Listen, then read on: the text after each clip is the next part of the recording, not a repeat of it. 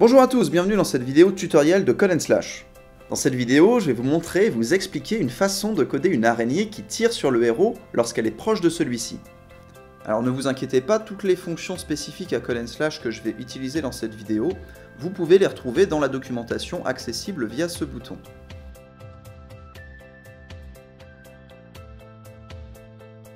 Donc comment est-ce qu'on va faire ça? Alors, pour commencer, c'est très simple, il faut bien sûr ajouter une araignée sur le jeu. Donc pour ça, vous cliquez dans l'onglet monstre sur le monstre que vous voulez poser, donc vous avez A, B ou C, je vais prendre l'araignée A par exemple, et vous cliquez sur l'aire de jeu. Donc là vous voyez, elle est là, si vous appuyez sur play, eh ben, vous verrez qu'elle est animée, mais qu'elle ne fait absolument rien. C'est-à-dire que je peux bien tourner autour, la pousser, lui taper dessus et la tuer, elle ne va rien faire. Et c'est normal parce que pour le moment je ne lui ai codé aucun comportement. Donc on va commencer ça. Donc pour accéder à l'onglet qui va vous permettre de coder le comportement de votre monstre, eh bien vous cliquez sur l'icône qui correspond à l'araignée que vous venez de poser, donc par exemple pour moi l'araignée A, la rouge, et vous allez voir apparaître sur la gauche l'onglet qui correspond à l'araignée que vous venez de sélectionner.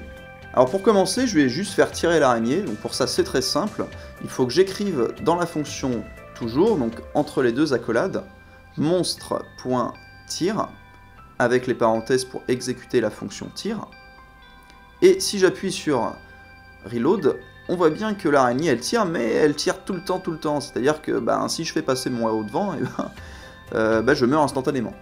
C'est pas terrible. Donc plutôt que d'utiliser la fonction monstre.tire, je vais utiliser la fonction monstre.active-tire-auto. Alors vous allez voir, donc je vais commencer par retirer la fonction monstre.tire de toujours, et je vais écrire dans quand et crée, pour n'activer le tire-auto que au tout début. Donc voilà, monstre.active-tire-auto. Et là, si je reload, vous voyez que le monstre tire, mais à intervalles réguliers, ce qui est quand même beaucoup mieux. Ce qu'on va faire maintenant, c'est faire tirer le monstre vers le héros et pas juste en face de lui. Donc pour ça, c'est très simple, on va utiliser la fonction monstre.vise.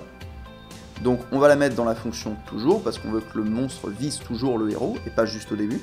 Donc on écrit monstre.vise avec héros entre les parenthèses. Et là, si je reload, vous voyez que le monstre tire à intervalles réguliers et en plus toujours vers le héros. Mais le petit problème, c'est que le monstre, il vise bien le héros, mais on n'a pas l'impression qu'il le regarde, donc c'est un petit peu dommage. Ce serait bien qu'il regarde toujours vers le héros. Donc pour ça, on va utiliser la fonction monstre.regarde, qu'on met également dans toujours, donc peut-être juste après monstre.vise.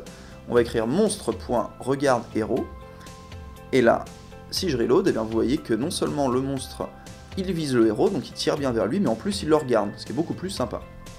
Mais je vous ai dit en début de vidéo que je voulais que l'araignée ne tire sur le héros que lorsqu'elle est assez proche de lui. Donc pour ça, je vais écrire une petite condition dans toujours.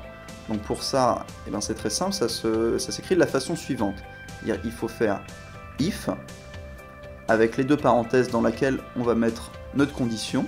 Donc là, on veut que la distance entre le monstre et le héros soit inférieure à un certain nombre de cases. Donc là par exemple on va mettre monstre.distance héros est inférieur à 5. On ferme la parenthèse et on ouvre une accolade.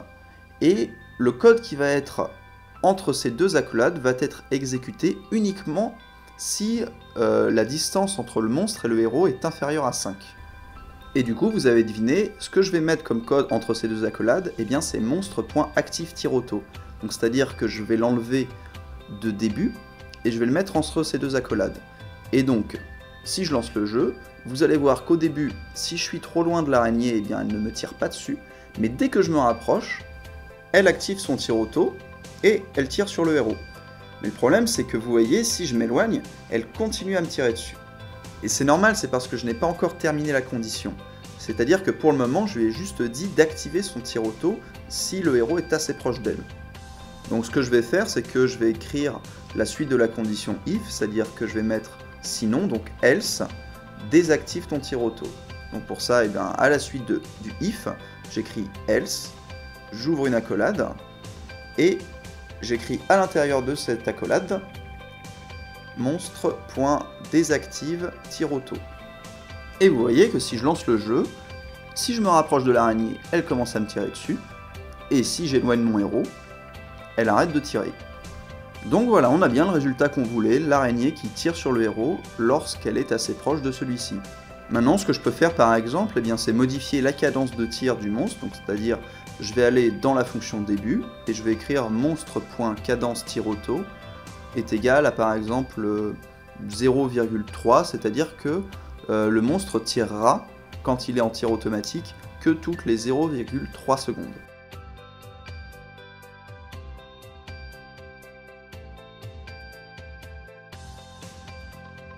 Je peux aussi modifier la vitesse des balles tirées par l'araignée. Donc pour ça, toujours dans début, j'écris monstre.vitesse balle est égal à 3 par exemple, c'est-à-dire que les balles vont parcourir 3 cases par seconde. Et ce qui est bien, c'est que tous les monstres A vont avoir le même comportement. C'est-à-dire que là, je vais vous montrer, si je pose plusieurs araignées A dans le jeu, si je lance, eh bien vous voyez, elles ont toutes le même comportement, c'est-à-dire qu'elles tirent toutes vers le héros lorsqu'il est assez proche d'elles. Merci à toutes et à tous d'avoir regardé cette vidéo, j'espère qu'elle vous aura plu et qu'elle vous aura donné envie de créer vos propres niveaux de jeu sur Code & Slash. Vous pouvez vous abonner à la chaîne YouTube pour vous tenir au courant des prochaines vidéos sur Code & Slash et également nous suivre sur Facebook et Twitter. Et en attendant, je vous dis à la prochaine.